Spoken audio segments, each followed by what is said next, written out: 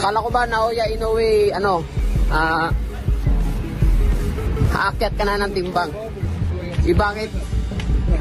Bakit parang lumalaban ka na ngayon? Lalaban ka na dahil wala na ako dyan sa bantamweight. No. Nandito pa rin ako sa bantamweight. Hindi ako aakyat. Pag aakyat ka man, aakyat din ako. Aabangan kita. Mark my words. So matapos nga talunin ni Naoya Inoue, aka the Japanese Monster, si Luis Nery sa pamamagitan ng technical knockout, ay tila nag-ingay na naman ang ating kwadro alas angas ng Pinas, John Riel Casimero.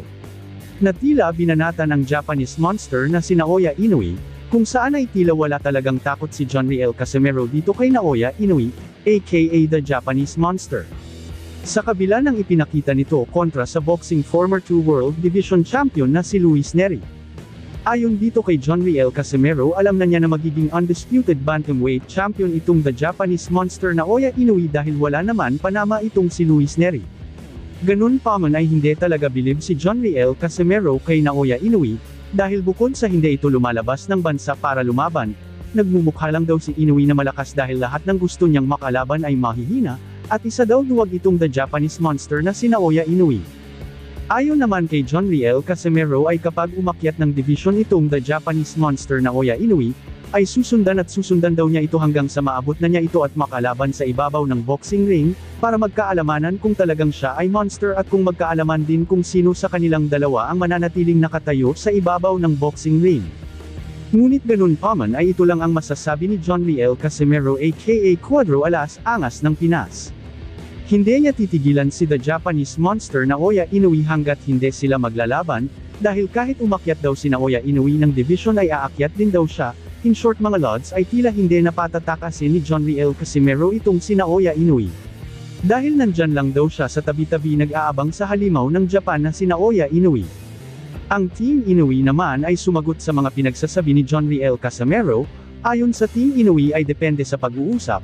Ngunit sa ngayon ay wala pa daw silang oras para makipag-usap, dahil wala naman daw silang mapapala dito kay John Riel Casimero. Ayon naman kay Nonito Donaire aka The Filipino Flash, ay kayang-kaya daw talaga ni John Riel Casimero na talunin at higitan ang lakas nitong si Naoya Inoue. Dagdag pa sa ating mga balita.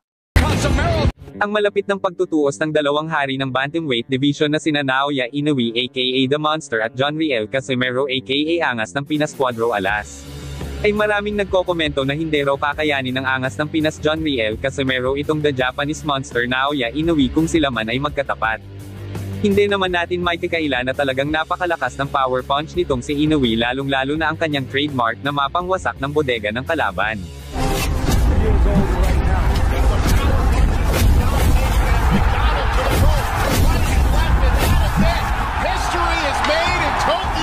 Ngunit ganun pa man ay hindi rin naman papatalo ang ating kababayan na si John Riel Casimero pagdating sa lakas, bilis, tibay ng panga at katawan pagdating sa pakikipaglaban. Dahil sa totoo lang, mas lamang itong si John Riel Casimero dahil sa mga karanasan at mga pinagdaanan nito bago niya maabot ang 3 Division World Champion.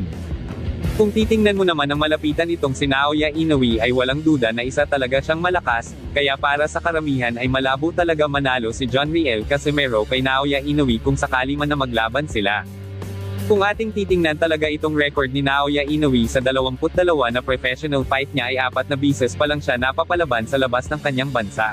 Ikumpara dito sa Angas ng Pinas John Riel Casimero na likas na matapang at siya pa mismo ang dumadayo sa balwarte ng kalaban, na hindi mo makikita kay Naoya Inoue, dahil si Inoue ay ayaw dumayo sa balwarte ng kanyang kalaban. Dito pa lang ay lamang na sa lakas ng loob ang ating kababayan na si Kwadro alas Angas ng Pinas John Riel Casimero.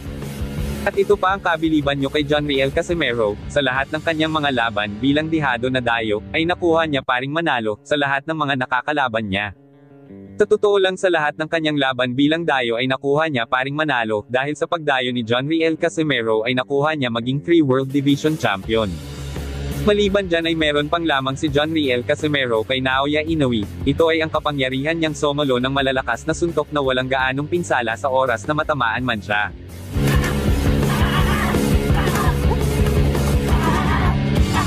So sa kabila nga ng kaliwat ka ng mga haters sa social media, itong tinaguri ang Angas ng Pinas at former 3 World Division Champion na si John Riel Casimero. ay maraming nagsasabi na wala na daw itong lakas at kakayanan pa para talunin itong 4 World Division Champion at tinaguri ang The Japanese Monster na walang iba kundi si Naoya Inoue. Marami ding nagsasabi at nagbabansag na siya na daw ngayon ang tinaguri ang boy hingal, dahil marami ang nakapansin sa kanya na madali nga daw itong hingalin sa ibabaw ng boxing ring. Marami din nayayabangan sa kanya. Ngunit sa video na ito ay kung ganyan din ang tingin mo kay John Riel Casimero ay tiyak na magbabago ang paningin mo sa kanya. Tinataya na halos 25,000 na boksingero ang aktibo sa lahat ng division mula minimum weight, hanggang sa heavyweight division. Sa dami kasi ng boksingero ay naitala ng BoxRec ang at napasama si John Riel Casimero sa top 20 bilang pangalawa sa ranking kasunod ni Naoya Inoue. Si John Riel Casimero ay hindi lagi nawawala sa pinakamagaling na boksingero sa buong mundo, dahil sa taglay nitong galing at aktibo sa pakikipaglaban. Kaya hindi pinagtagpo na maglaban itong angas ng Pinas John Riel Casimero kontra sa The Japanese Monster na si Naoya Inoue. Dahil si Bob Arum ay may ibang plano na mas malupit sa angas ng Pinas John Riel Casimero, pinasasabik malamang ni Bob Arum ang mga fans bilang strategy niya para kapag naikasa na ang laban Naoya Inoue kontra John Riel Casimero ay tiyak na limpak-limpak na pera ang kanilang magagawa dito. Or hindi kaya balak talaga ni Bob Arum na ilayo muna si Naoya Inoue kay John Riel Casimero dahil alam niya na matatalo si Naoya Inoue kapag hindi nila ito pinaghandaan. Mabait at magaling si John Riel Casimero. Ngunit ito ang nakapagtataka, bakit ang dami niya paring haters mapa online man or personal. Sa dami ng naambag ni John Riel Casimero na karangalan ng bansang Pilipinas ay may mga tao paring galit na galit sa kanya. Dahil ba maangas siya, kaya galit ang karamihan sa kanya. Ito lang ang masasabi ko mga lods, oo maangas si John Riel Casimero, ngunit ang inaangasan lang niya ay ang kanyang makakalaban at hindi ikaw na nanunood na nanunood. Aminin man natin na si John Riel Casimero lang ang pangtapat dito sa tinaguriang The Japanese Monster na si Naoya Inoue. Kaya huwag kang magalit sa ating pambato pagdating sa palakasan ng kamao. Bagkus ay suportahan mo na lang ang sariling atin.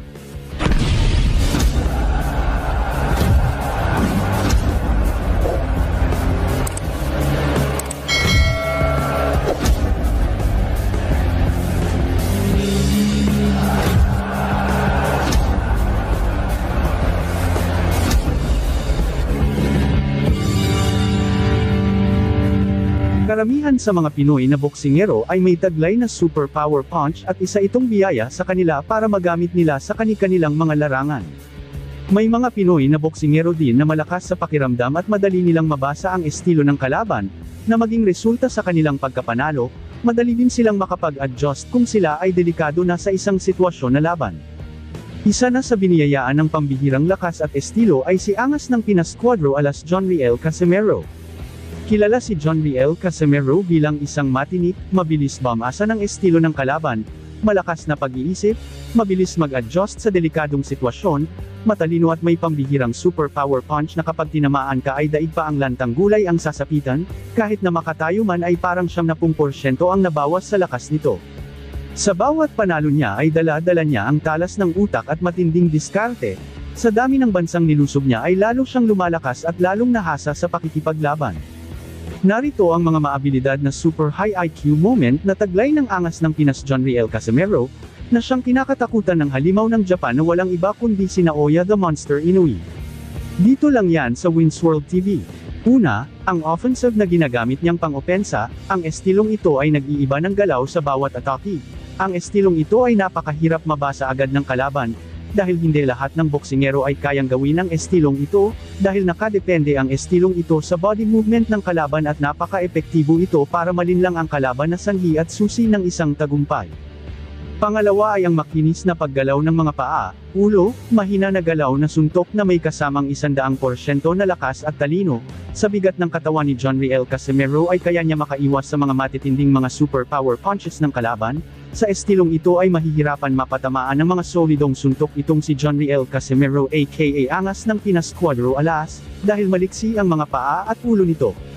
Pangatlo ay ang ginagamit niyang panukat sa distansya ng kalaban ay ang kanyang mga kamay, na akala ng karamihan ay isa lang itong walang kwentang galaw, ngunit isa pala itong estilo. Madalas niya itong ginagamit para ma-adjust niya ang distansya ng kalaban para makabato siya ng solidong suntok, Babato ng mga fake punches para malinlang ang kalaban at sabay babato ng solidong suntok para makapasok at makatama ito sa kalaban, ang galing ng estilong ito. Ang pang-apat ay sunod sa galaw, hindi ba kayo nagtataka kung bakit napakatibay ng panga ni John Riel Casimero? Kahit ilang solidong suntok ang tumama sa pagmumukha niya ay parang hangin lang na dumaan, kayang-kaya niyang samalo ng pinakamalakas na suntok na walang gaanong pinsala sa kanya. Panglima ay ang galing niya manghula sa sunod na galawan ng kalaban, kaya madali niya itong maka-counterpunch dahilan sa pagkasira ng estilo ng kalaban, kayang-kaya din ni John Riel Casimero aka Angas ng Pinas Cuadro Alas dumipensa habang nakikipagsabayan sa kalaban, kaya walang takot si Cuadro Alas John Riel Casimero na sumugod ng sumugod sa kalaban.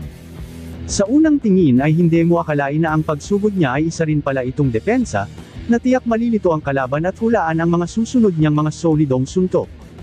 Ayon sa mga eksperto si John Riel Casimero ay may kakayanan na hindi kayang gayahin ng iba, kung sa tingin ng karamihan ang suntok ni Angas ng Pinas John Riel Casimero ay isang bahala na suntok at bara-bara, diyan kayo nagkamali dahil ito ay maituturing na estilo at tahimik na pamamaraan at susi ng isang tagumpay, marahil alam ng Team Inuwi ang mga estilo ni John Riel Casimero kaya tila natatakot sila at ayaw nila itong labanan. Dahil sa kanyang magaling na estilo na tiyak ikatatalo ng Team Inuwi, ano sa tingin nyo guys dito kaya natatakot ang Team Inuwi or sadyang wala lang silang paki, labanan si Angas ng Pinas Cuadro Alas John Riel Casimero? Just comment down below. Thank you for watching. Salamat sa inyong panunood. This is Wins World TV saying peace, love and good vibes lang tayo lagi. Okay, alright.